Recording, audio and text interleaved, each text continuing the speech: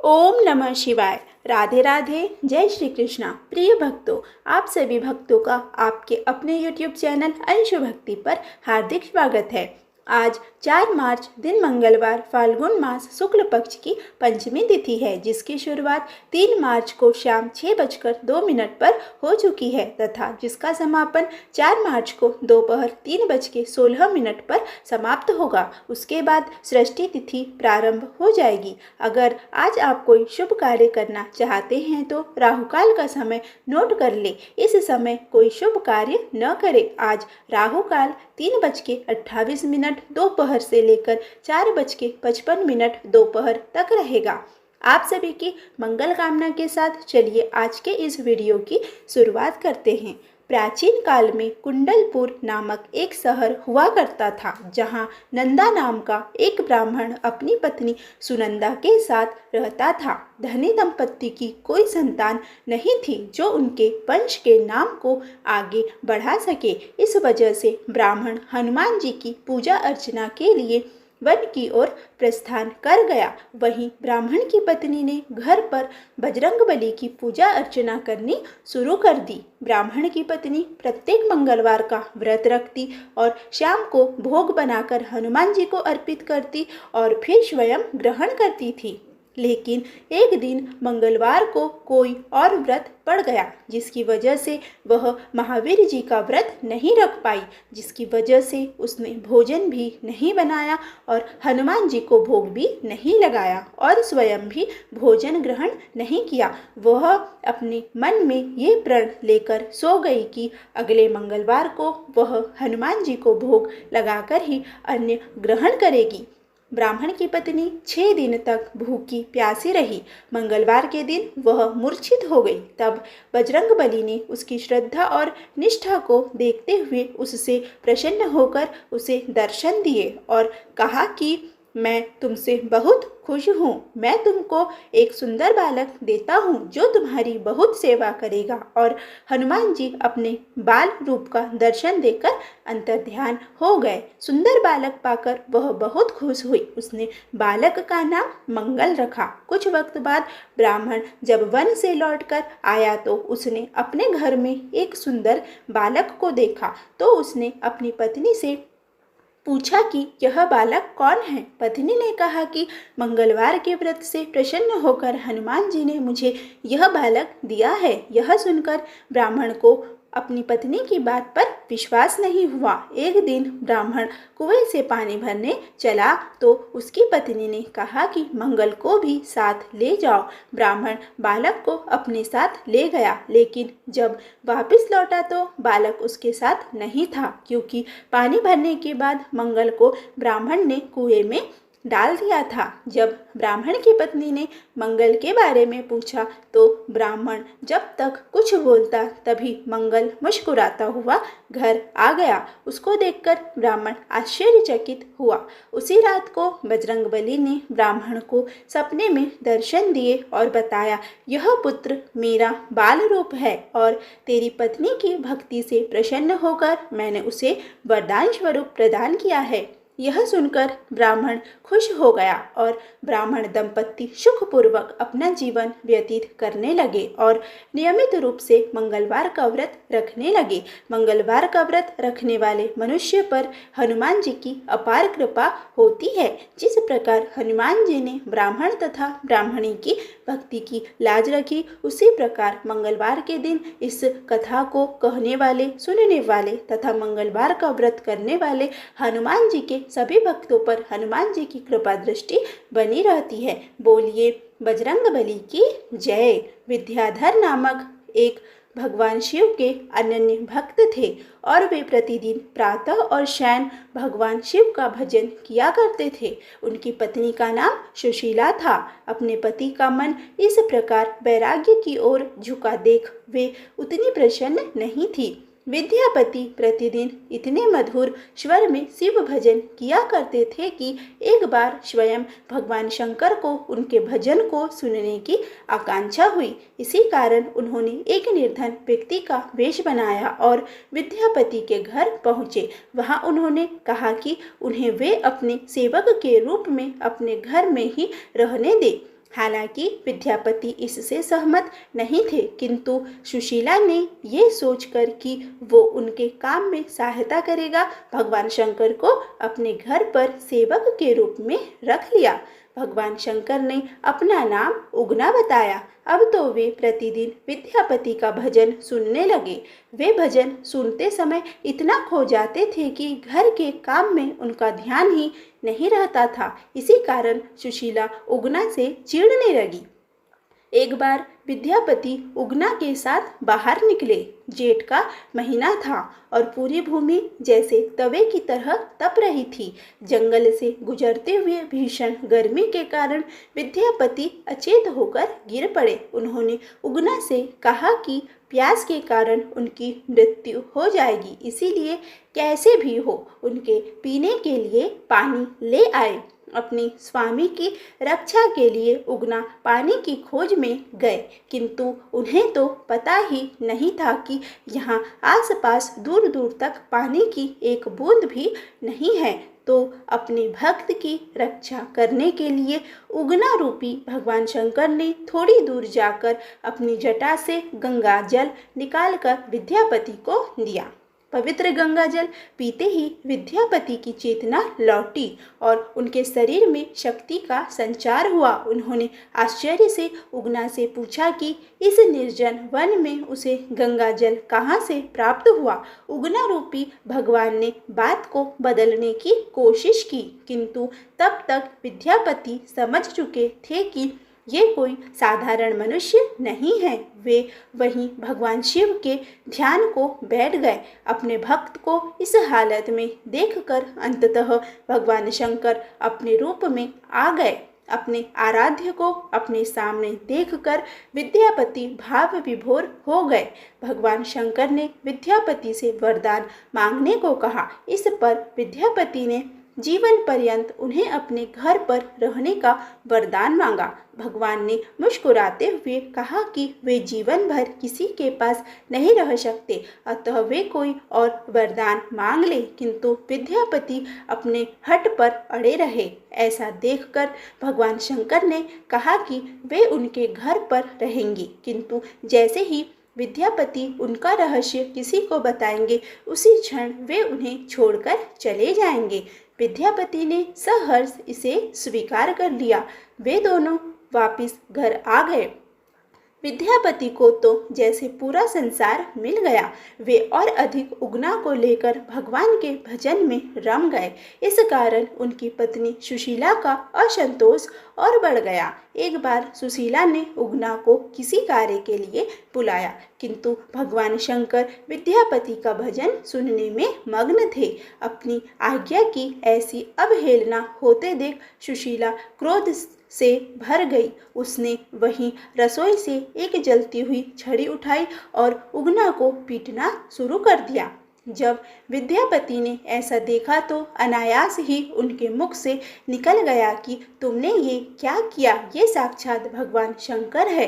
विद्यापति का ऐसा कहना था कि अपने वरदान के अनुसार भगवान शंकर वहां से अंतर्ध्यान हो गए। अपने स्वामी को इस प्रकार जाता देख विद्यापति पागलों की तरह उन्हें सब जगह खोजने लगे।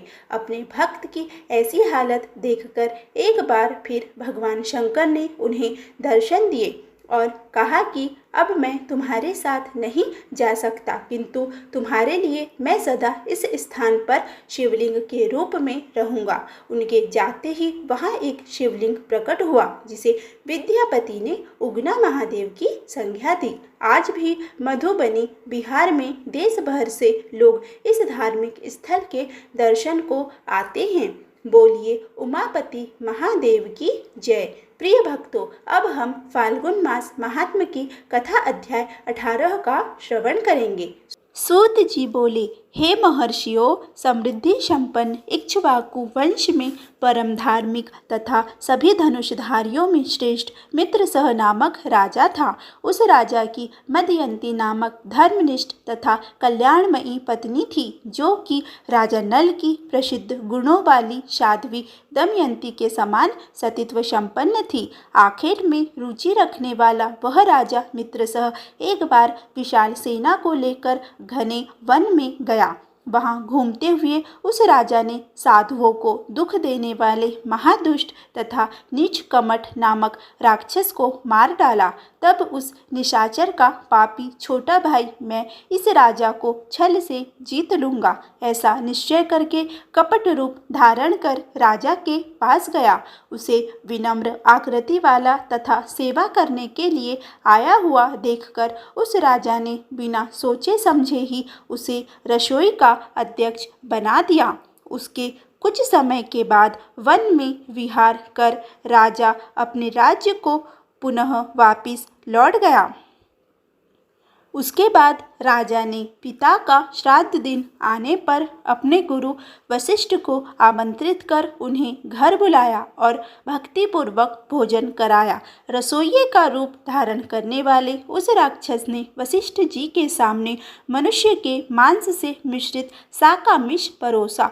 तब गुरु इसे देखकर कहने लगे। गुरुजी बोले, हे राजन, तुम्हें धिक्कार है जो कि कपटी तथा दुष्ट तुमने मुझे मनुष्य का मांस परोस दिया, अतः तुम राक्षस हो जाओगे। पुनः इसे उस राक्षस का कृत्य जानकर उन गुरु ने विचार करके उस श्राप की अवधि 12 वर्ष पर्यंत कर दी। तब वह राजा गुरु के पास बिना सोचे समझे दिए गए इस श्राप को अनुचित जानकर क्रोध से व्याकुल हो गया और अंजलि में जल लेकर गुरु को श्राप देने के लिए उद्गत हुआ।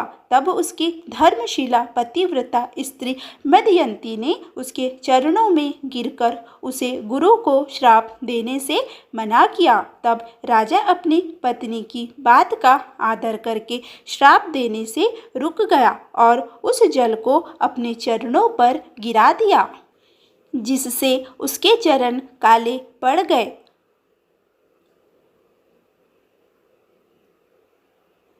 हे मुनीश्वरों, उसी समय से वह राजा उस जल के प्रभाव से इस लोक में कल्माशपाद नाम से प्रसिद्ध हुआ। तदंतर ऋषि श्रेष्ठ गुरु के श्राप से वह राजा मित्रसह वन में विचरण करने वाला भयंकर हिंसक राक्षस हो गया। कालांतर तक यम के समान राक्षस रूप धारण कर वह राजा वन में घूमता हुआ अनेक प्रकार के जंतुओं एवं मनुष्यों का भक्षण करने लगा। यमराज के समान रूप वाले उस राक्षस ने किसी समय वन में विहार करते हुए किन्हीं नवविवाहित किशोर मुनि दंपति को देखा। तब मनुष्य का आहार करने वाले उस श्रापग्रस्त राक्षस ने किशोर मुनि पुत्र को खाने के लिए इस प्रकार पकड़ लिया जिस प्रकार व्याघ्र मृग शावक को पकड़ लेता है। इसके बाद राक्षस द्वारा काख में दबाए गए अपने पति को देखकर उसकी पत्नी भयभीत होकर करुण वचन बोलती हुई उससे प्रार्थना करने लगी, किंतु उसके अनेक बार प्रार्थना करने पर भी नरभक्षी, निर्दयी तथा दूषित अंतःकरण वाला वह राक्षस ब्राह्मण पुत्र का सिर नोचकर खा गया। तब अत्यंत दुखित उस दुख साध्वी स्त्री ने विलाप कर पति की अस्थियां एकत्रित कर विशाल चिता का निर्माण किया। उसके बाद पति का अनुगमन करने वाली उस ब्राह्मण पत्नी ने अग्नि में प्रवेश करते हुए राक्षस रूपधारी राजा को श्राप दिया कि आज से यदि तुम किसी स्त्री से संगम करोगे तो उसी क्षण तुम्हारी मृत्यु हो जाएगी। ऐसा कहकर वह पतिव्रता अग्नि में प्रविष्ट हो गई। वह राजा भी निर्धारित अवधि तक गुरु के श्राप का अनुभव करके पुनः अपना वास्तविक रूप धारण कर प्रसन्न होकर अपने घर चला गया। ब्राह्मणी के श्राप को जानकर वैधव्य से अत्यंत डरती हुई मदयंती ने रति के लिए उत्सुक अपने पति को रोका। तब संतान विहीन वह राजा राज्य भोगों से उदासीन होकर अपने राज्य को छोड़कर वन में ही चला गया। वन में उसने अपने पीछे पीछे आती हुई तथा बार बार धमकाती हुई विकट आकार वाली दुखदायिनी ब्रह्म हत्या को देखा। उसने उससे पीछा छुड़ाने की इच्छा वाले दुखित चित्त उस राजा ने जप, व्रत, यज्ञ आदि अनेक उपाय किए। हे ब्राह्मणों, जब तीर्थ स्नान आदि अनेक उपायों से भी उस राजा की ब्रह्म हत्या दूर नहीं हुई, तब वह राजा मिथिलापुरी चला गया। उस ब्रह्म हत्या की चिंता से अत्यंत दुखित राजा मिथिलापुरी के बाहर उद्यान में पहुंचा। वहां उसने मुनि गौतम को आते हुए देखा। राजा ने विशुद्ध अंतःकरण वाले उन महर्षि के पास जाकर उनके दर्शन से कुछ शांति प्राप्त करके उन्हें प्रणाम किया। उसके अंततर ऋषि ने उसका कुशल मंगल पूछा। तब उनकी कृपा दृष्टि से सब सुख का अनुभव करके दीर्घ तथा गर्म श्वास लेकर राजा ने उनसे कहा। राजा बोले, हे मुनि, हे तात, दूसरों के द्वारा न देखी जा सकने वाली यह दुस्तर ब्रह्म हत्या पग पग पर धमकी देती हुई मुझे बहुत दुख दे रही है। श्रापग्रस्त होने के कारण जो मैंने ब्राह्मण पुत्र का भक्षण किया था, उस पाप की शांति हजारों प्रायश्चित करने पर भी नहीं हो रही है। हे मुने, इधर उधर घूमते हुए उसकी शांति के लिए मेरे द्वारा अनेक उपाय किए गए, फिर भी पापी की ब्रह्म हत्या निवृत्त नहीं हुई। आज मुझे मालूम पड़ता है कि मेरा जन्म सफल हो गया, क्योंकि आपके दर्शन मात्र से मुझे विशेष आनंद प्राप्त हो रहा है। अतः हे महाभाग, आपके चरण कमल की शरण में आए हुए मुझ पाप कर्मा को शांति प्रदान कीजिए, जिससे मैं सुख प्राप्त कर सकूं। सूत जी बोले, हे महर्षियों, राजा के इस प्रकार प्रार्थना करने पर करुणा से आर्द्र चित्त वाले गौतम जी ने घोर पापों से छुटकारा पाने के लिए राजा को श्रेष्ठ उपाय बताया। गौतम जी बोले, हे राजेंद्र, तुम धन्य हो। अब तुम महापापों के भय का त्याग करो। सब पर शासन करने वाले शिव के रहने पर उनके शरणागतों को भय कहाँ। हे राजन, हे महाभाग, सुनो। महापातकों को दूर करने वाला गोकर्ण नामक एक अन्य प्रसिद्ध शिव क्षेत्र है। वहाँ पर शिवजी महाबल नाम से स्वयं विराजमान रहते हैं। वहाँ बड़े से बड़े पाप भी टिक नहीं सकते। महाबलेश्वर लिंग सभी लिंगों का सार्वभौम सम्राट है, जो चारों युगों में 4 प्रकार के वर्ण धारण करता है और सभी प्रकार के पापों को विनष्ट करने वाला है। पश्चिमी समुद्र के तट पर उत्तम गोकर्ण तीर्थ स्थित है। वहाँ पर जो शिवलिंग है वह महापातकों का नाश करने वाला है।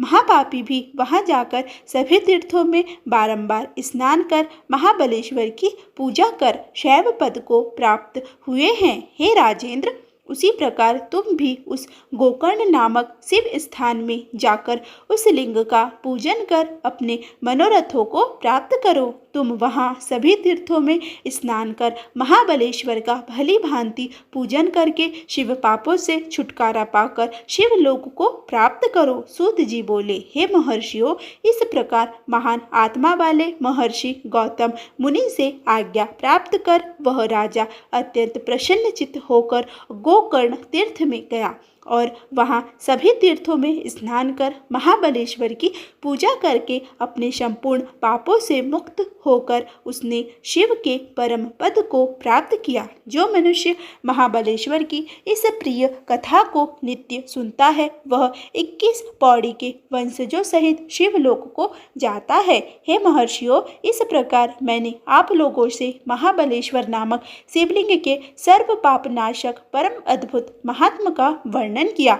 ऋषिगण बोले, हे महाभाग, हे सूत जी, शिव जी में आसक्त चित्त वाले आप धन्य हैं, जो कि आपने महाबलेश्वर लिंग की यह अद्भुत कथा हमें सुनाई। अब उत्तर दिशा में स्थित जो शिवलिंग है उसका पापनाशक निर्मल महात्मा आप सुनाइए। सूत जी बोले, हे ब्राह्मणों, मैं उत्तर दिशा में विराजमान मुख्य मूंग शिवलिंग की महात्मा का संक्षेप में वर्णन कर रहा हूँ। आप लोग आदर पूर्वक सुनिए। गोकर्ण नामक एक दूसरा भी पापनाशक क्षेत्र है। वहाँ पर एक पवित्र तथा अति विस्तृत महावन है। वहाँ पर चंद्रभाल नामक उत्तम तथा सर्वसिद्धिदायक शिवलिंग है, जिसे रावण सद्भक्ति पूर्वक लाया था। हे मुनीश्वरों, वहाँ पर उस करुणा सागर शिवलिंग की स्थिति सारे संसार के हित के लिए वैद्यनाथ नामक ज्योतिर्लिंग के तुल्य है। गोकर्ण में स्नान कर तथा चंद्रभाल का पूजन कर मनुष्य अवश्य ही शिवलोक को प्राप्त करता है, इसमें संशय नहीं है। भक्तों के ऊपर स्नेह करने वाले उन चंद्रभाल नामक शिव की महिमा बड़ी अद्भुत है, विस्तार से उसका वर्णन नहीं किया जा सकता। चंद्रभाल नामक महादेव के लिंग की महती महिमा का वर्णन मैंने जिस किसी प्रकार कर दिया, अब दूसरे लिंग का महात्म सुनिए। मिखरिक नामक उत्तम तीर्थ में दाधिज नामक शिवलिंग है, जिसे दधीची मुनि ने परम प्रीतिपूर्वक स्थापित किया था। वहां जाकर उस तीर्थ में विधि पूर्वक स्नान कर दाधिचेश्वर शिवलिंग का आदर पूर्वक पूजन अवश्य करना चाहिए। तीर्थ यात्रा का फल शीघ्र प्राप्त करने की इच्छा वालों को शिवजी को प्रसन्न करने के लिए वहां पर विधि पूर्वक दधीची की मूर्ति का पूजन करना चाहिए। हे मुनिश्रेष्ठों, ऐसा करने से मनुष्य कृतकृत्य हो जाता है और इस लोक में सभी सुख भोगकर परलोक में सद्गति प्राप्त करता है। नैमिषारण्य में सभी ऋषियों द्वारा स्थापित ऋषीश्वर नामक सुखदायक शिवलिंग है। हे मुनीश्वरों, उसके दर्शन एवं पूजन से पापी लोगों को भी इस लोक में भोग तथा परलोक में मोक्ष प्राप्त होता है। हत्याहरण तीर्थ में पाप को दूर करने वाला तथा करोड़ों हत्याओं का नाश करने वाला शिवलिंग है, उसकी विशेष रूप से पूजा करनी चाहिए। देवप्रयाग तीर्थ में ललितेश्वर नामक शिवलिंग है, उस लिंग की हमेशा पूजा करनी चाहिए, जिससे सभी प्रकार के पाप दूर हो जाते हैं। पृथ्वी पर प्रसिद्ध नेपाल नामक पुरी में पशुपतिश्वर नामक शिवलिंग है, जो संपूर्ण कामनाओं का फल प्रदान करता है। वह शिवलिंग सिरोभाग मात्र से वहाँ स्थित है। उसकी कथा केदारेश्वर वर्णन के प्रसंग कहूँगा।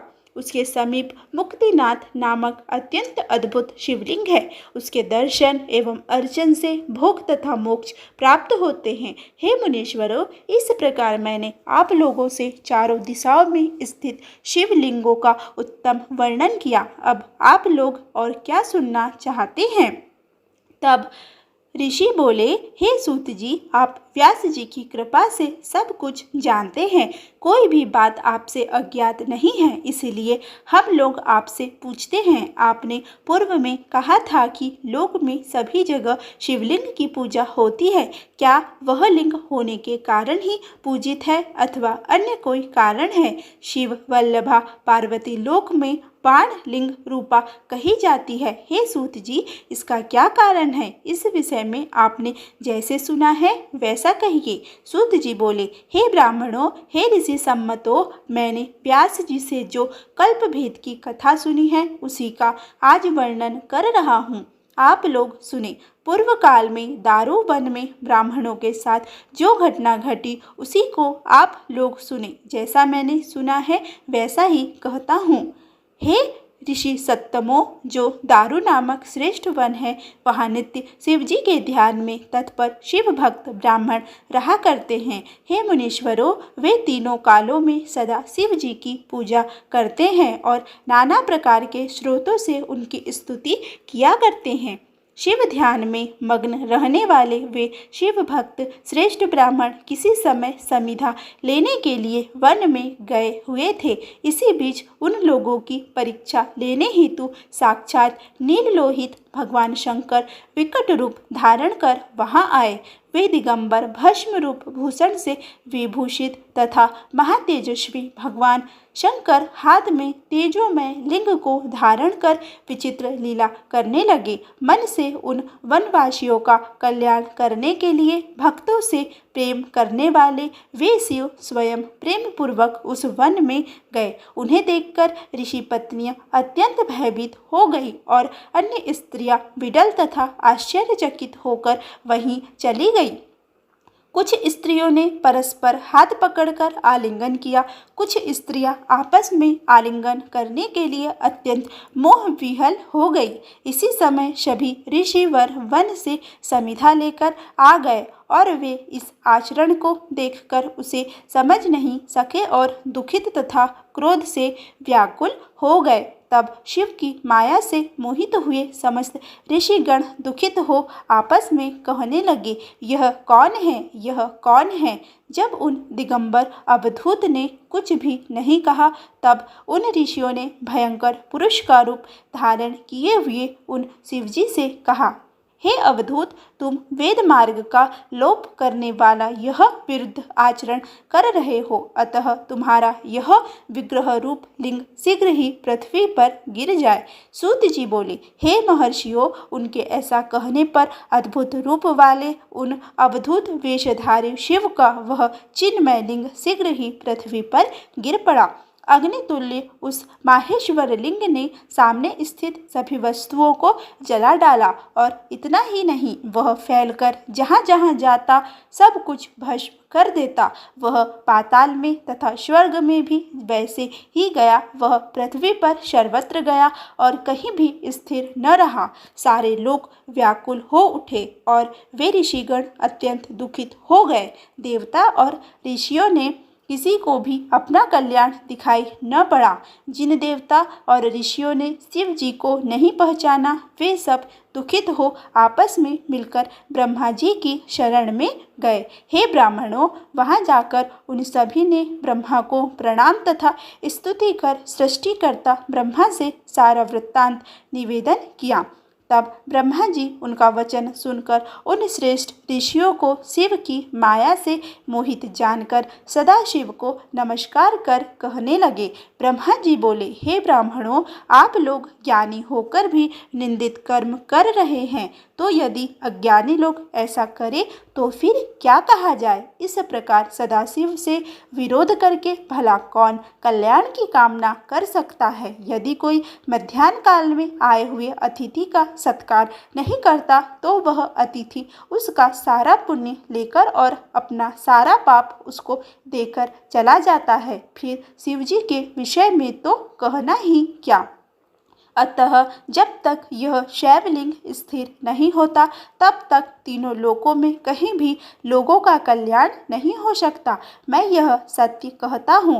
हे ऋषियों, अब आप लोग मन से विचार करें और ऐसा उपाय करें जिससे शिवलिंग की स्थिरता हो जाए। सूत जी बोले, ब्रह्मा के इस प्रकार कहे जाने पर ऋषियों ने उन्हें प्रणाम कर कहा, हे ब्राह्मण, अब हम लोगों को क्या करना चाहिए, आप उस कार्य के लिए आज्ञा प्रदान कीजिए। तब उन मुनीश्वरों के द्वारा इस प्रकार कहे जाने पर सर्वलोक पितामह ब्रह्मा जी ने उन मुनीश्वरों से स्वयं कहा। ब्रह्मा जी बोले, हे देवताओं, आप लोग देवी पार्वती की आराधना करके उन शिवा से प्रार्थना कीजिए। यदि वे योनि पीठात्मक रूप धारण कर ले तो वह शिवलिंग स्थिर हो जाएगा। हे ऋषि सत्तमो, अब मैं उस उपाय को आप लोगों को बताता हूँ। आप लोग सुनिए और प्रेम पूर्वक उस विधि का संपादन कीजिए, वे अवश्य प्रसन्न होगी। अष्टदल वाला कमल बना करके उस पर एक कलश स्थापित कर उसमें दुर्वा तथा यवाकुरों से युक्त तीर्थ का जल भर देना चाहिए। फिर वेद मंत्रों के द्वारा उस कुंभ को अभिमंत्रित करना चाहिए। इसके बाद हे महर्षियों, वेदोक्त रीति से उसका पूजन करके शिव का स्मरण करते हुए सतरुद्री मंत्रों से कलश के जल में उस शिवलिंग का अभिषेक करना चाहिए। फिर उन्हीं मंत्रों से लिंग का प्रेक्षण करना चाहिए, तब शिवलिंग प्रशांत हो जाएगा। उसके बाद योनि रूपा गिरिजा तथा उत्तम बाणलिंग को स्थापित कर उस प्रतिष्ठित शिवलिंग को पुनः अभिमंत्रित करना चाहिए। उसके अनंतर सुगंध द्रव्य, चंदन, पुष्प, धूप एवं नैवेद्य आदि से पूजा कर प्रणाम, स्तुति तथा मंगलकारी गीत वाद्य के द्वारा परमेश्वर को प्रसन्न करना चाहिए। तत्पश्चात स्वस्ति वाचक करके जय शब्द का उच्चारण करना चाहिए और प्रार्थना करना चाहिए कि हे देवेश है, संसार को प्रसन्न करने वाले आप प्रसन्न होइए। आप ही संसार के कर्ता, पालन करने वाले एवं संहार करने वाले तथा पूर्णतः विनाश रहित है। आप इस जगत के आदि, जगत के कारण तथा जगत के आत्म स्वरूप भी है। हे महेश्वर, आप शांत हो जाइए और संपूर्ण जगत का पालन करें। हे ऋषियों, इस प्रकार का अनुष्ठान करने पर शिवलिंग अवश्य स्थिर हो जाएगा। फिर इस त्रिलोक्य में किसी भी प्रकार का उपद्रव नहीं होगा और सदा सुख रहेगा। सूत जी बोले। ब्रह्मा के यह कहने पर वे ब्राह्मण तथा देवता पितामह ब्रह्मा जी को प्रणाम कर सभी लोगों को सुखी बनाने की इच्छा से उन शिवलिंग को शरण में गए। उन लोगों ने परम भक्ति से सदाशिव की पूजा की एवं प्रार्थना की एवं प्रसन्न होकर महेश्वर ने उनसे कहा। महेश्वर बोले, हे देवताओं, हे ऋषियों, आप लोग आदर पूर्वक मेरी बात सुनिए। यदि यह शिवलिंग योनि पीठात्मिका समस्त ब्रह्मांड का प्रसव करने वाली भगवती महाशक्ति के द्वारा धारण किया जाए तभी आप लोगों को सुख प्राप्त होगा। पार्वती के अतिरिक्त अन्य कोई भी मेरे इस स्वरूप को धारण करने में समर्थ नहीं है। उन महाशक्ति के द्वारा धारण किए जाने पर शीघ्र ही यह मेरा निष्कल स्वरूप प्रशांत हो जाएगा। सूत जी बोले, हे मुनीश्वरों, तब यह सुनकर प्रसन्न हुए देवताओं एवं ऋषियों ने ब्रह्मा को साथ लेकर पार्वती की प्रार्थना की और पार्वती तथा शिव को प्रसन्न करके पूर्वोक्त विधि संपादित कर उत्तम लिंग स्थापित किया। इस प्रकार मंत्रोक्त विधान के अनुसार उन देवताओं एवं ऋषियों ने धर्म की रक्षा के लिए शिव तथा पार्वती को प्रसन्न किया। तत्पश्चात सभी देवता, ऋषिगण, ब्रह्मा, विष्णु तथा चराचर त्रिलोकी ने शिव जी की विशेष रूप से पूजा की। तब शिव जी प्रसन्न हो गए और जगदम्बा पार्वती भी प्रसन्न हो गई। इसके बाद उन पार्वती ने उस शिवलिंग को पीठ रूप से धारण कर लिया। हे द्विजों, तब शिवलिंग स्थापित हो जाने पर लोगों का कल्याण हुआ और वह शिवलिंग तीनों लोकों में प्रसिद्ध हो गया। पार्वती जी तथा शिव जी वह विग्रह हाटकेश्वर इस नाम से प्रसिद्ध हुआ। उनके पूजन से सभी लोगों को सब प्रकार का सुख प्राप्त होता है। इस लोक में अनेक प्रकार का सुख देने वाली संपूर्ण समृद्धि अधिकाधिक प्राप्ति होती है और परलोक में उत्तम मुक्ति होती है। इसमें कोई विचार नहीं करना चाहिए। सूत जी बोले, हे द्विजों, जिस प्रकार शिव जी तीनों लोकों में लिंग स्वरूप में पूजनीय है, उस वृत्तांत को मैंने प्रीतिपूर्वक बता दिया। अब आप लोग और क्या सुनना चाहते हैं? ऋषिगण बोले, हे प्रभो, आप अंधकेश्वर लिंग की महिमा का वर्णन कीजिए तथा इसी प्रसंग में अन्य शिवलिंगों की महिमा का भी प्रीतिपूर्वक वर्णन कीजिए। सूत जी बोले, हे महर्षियों, पूर्व समय में समुद्र के गर्त का आश्रय लेकर निवास करते हुए देवशत्रु अंधक नामक दैत्य ने त्रैलोक्य को अपने वश में कर लिया था। वह अत्यंत पराक्रमशाली दैत्य उस गर्त से निकलकर प्रजाओं को पीड़ित करने के पश्चात पुनः उसी गड्ढे में प्रवेश कर जाता था। हे मुनीश्वरों, तब दुखी होकर समस्त देवताओं ने बारंबार भगवान शिव की प्रार्थना करते हुए उनसे अपना सारा दुख निवेदन किया। सूत जी बोले, तब उन देवगणों का वचन सुनकर दुष्टों का संहार करने वाले एवं सज्जनों के शरणदाता परमेश्वर प्रसन्न होकर कहने लगे। शिव जी बोले, हे देवगण, मैं देवताओं को दुख देने वाले उस अंधक दैत्य का वध करूंगा। आप लोग अपनी सेना लेकर चलिए, मैं भी गणों के साथ आ रहा हूँ। तब उस गर्त से देवताओं और ऋषियों से द्वेष करने वाले उस भयंकर अंधक के निकल जाने पर देवता लोग उस गर्त में प्रवेश कर गए। तब देवताओं एवं दैत्यों ने परस्पर अत्यंत भयानक युद्ध किया। शिव जी को कृपास देवता उस युद्ध में प्रबल हो गए। देवताओं से पीड़ित होकर वह ज्यों ही उसमें प्रवेश करने के लिए गए, उसी समय परमात्मा शिव ने उसे त्रिशूल में पिरो लिया। तब त्रिशूल में स्थित हुआ यह शिव जी का ध्यान करके प्रार्थना करने लगा कि हे शिव जी, अंत समय में आपका दर्शन करके प्राणी आपके ही हो जाता है। इसी प्रकार स्तुति करते हुए उन शंकर ने भी प्रसन्न होकर यह वचन कहा, तुम वर मांगो, मैं तुम्हें वर दूंगा। यह सुनकर सात्विक भाव को प्राप्त हुए उस दैत्य ने शिवजी को भली भांति प्रणाम करके तथा उनकी स्तुति कर पुनः कहा। अंधक बोला, हे देवेश, यदि आप प्रसन्न हैं तो मुझे अपनी शुभ भक्ति प्रदान कीजिए और विशेष कृपा करके यहाँ पर निवास कीजिए। सूत जी बोले। उसके इस प्रकार कहने पर भगवान शंकर ने उस दैत्य को उसी गड्ढे में फेंक दिया और लोकहित की कामना से वे वही लिंग रूप धारण कर स्थित हो गए। जो मनुष्य नित्य उस अंधकेश्वर लिंग की पूजा करता है, उसकी 6 मास के भीतर ही समस्त मनोकामनाएं पूर्ण हो जाती है, इसमें संदेह नहीं है। परंतु जो ब्राह्मण आजीविका के लिए 6 मास तक संसार का हित करने वाले इस लिंग की द्रव्य लेकर पूजा करता है, वह तो देवलोक में ही जाता है। जिस प्रकार देवलोक हो जाता है, उसी तरह वह ब्राह्मण भी हो जाता है जो 6 माह तक व्यर्थार्थ शिव पूजन करता है।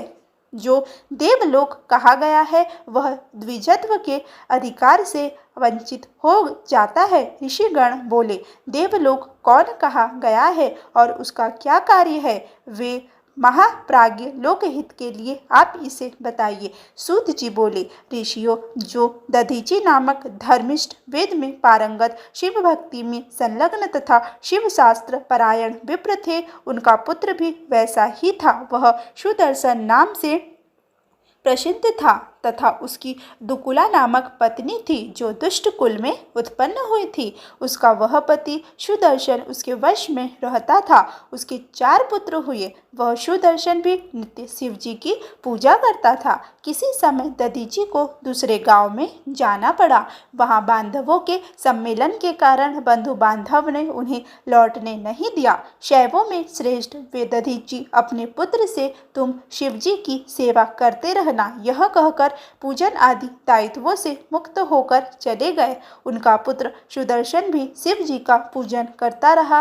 हे मुनीश्वरों, इस प्रकार बहुत समय बीत गया। 24-25 इसी बीच शिवरात्रि आ गई और उसमें सभी लोगों ने उपवास किया और सुदर्शन ने स्वयं भी संयोगवश उपवास किया। वह सुदर्शन भी पूजा करके चला गया और शिवरात्रि में स्त्री संग करके पुनः वहां आ गया। उसने उस रात्रि में स्नान नहीं किया किंतु शिव पूजन किया। तब उसके इस कुकर्म से क्रोधित हुए भगवान शंकर ने कहा, महेश्वर बोले, हे दुष्ट, तुझ अविवेकी ने शिवरात्रि के दिन स्त्री का सेवन किया और बिना स्नान किए ही मेरा पूजन किया है। चूंकि तुमने जानबूझकर ऐसा किया है, इसीलिए जड़ हो जाओ। अब तुम मुझे स्पर्श करने योग्य नहीं हो, अतः दूर से ही दर्शन करो। सूत जी बोले, हे महर्षियों, शिव जी के द्वारा इस प्रकार शापित वह दधीची पुत्र सुदर्शन शिव माया से विमोहित होकर उसी क्षण जड़ हो गया। हे ब्राह्मणों, इसी समय शिव भक्तों में श्रेष्ठ दधीची दूसरे गांव से आ गए और उन्होंने यह समाचार सुना। शिव जी ने उन्हें भी धिक्कारा। तब वे अत्यंत दुखी हुए और यह कहकर रोने लगे, हाय, पुत्र के दुखित करने वाले कुकर्म से मैं मारा गया। सत्पुरुषों में श्रेष्ठ दधीची ने बारंबार यह कहा कि इस कुपुत्र के कारण मेरा यह उत्तम कुल नष्ट हो गया। अपने पिता के द्वारा तिरस्कृत उस अभागे पुत्र सुदर्शन ने भी पश्चाताप करके अपनी भार्या के लिए कहा कि यह पंचवली है। तदुपरांत उसके पिता ने वहाँ के कल्याण के लिए यत्नपूर्वक श्रेष्ठ विधियों परम भक्ति भाव से पार्वती का पूजन किया। स्वयं सुदर्शन ने भी महाभक्ति पूर्वक चंडी पूजन विधान से पार्वती जी का पूजन किया और उत्तम स्रोतों से उनकी स्तुति भी की। इस प्रकार उन दोनों पिता पुत्रों ने भक्ति पूर्वक अनेक उपायों से भक्त वत्सला देवी गिरिजा को प्रसन्न कर लिया। हे मुने, तब उन दोनों के उत्कृष्ट सेवा भाव से प्रसन्न हुई चंडिका ने सुदर्शन को अपना पुत्र मान लिया। चंडिका ने स्वयं भी उस सुदर्शन नामक पुत्र के लिए शिव जी को प्रसन्न किया। इसके बाद पूर्व में सुदर्शन से क्रोधित किंतु अब उस पुत्र पर क्रोध रहित चंडिका ने प्रसन्न चित्त होकर उन वृषभ ध्वज महेश्वर को भली भांति प्रसन्न जानकर उन्हें नमस्कार कर स्वयं ही उस सुदर्शन को उनकी गोद में बैठा दिया। इसके बाद गिरिजा ने स्वयं ही सुदर्शन को स्नान कराकर एक ग्रंथि से युक्त तिराव्रत यज्ञोपवीत प्रसन्नतापूर्वक पहनाया। तत्पश्चात अंबिका ने पुत्र सुदर्शन को 16 अक्षर से युक्त शिव गायत्री का उपदेश दिया और यह भी कहा कि यह पटु श्री शब्द पूर्वक ओम नमः शिवाय इस मंत्र का 16 बार उच्चारण कर संकल्प पूजा किया करे। पुनः उन्होंने स्नान से लेकर प्रणाम पर्यंत विविध उपचारों से ऋषियों के सानिध्य में मंत्र एवं वाद्य के साथ उस बालक से शिव पूजन करवाया और उससे शिवजी के अनेक नामों तथा मंत्रों का पाठ कराया। तत्पश्चात अत्यंत प्रसन्नचित होकर चंडिका एवं शिवजी ने कहा, प्रिय भक्तों, आज का अध्याय यहीं पर समाप्त हुआ। इसके बाद हम भगवान भोलेनाथ की स्तुति करेंगे।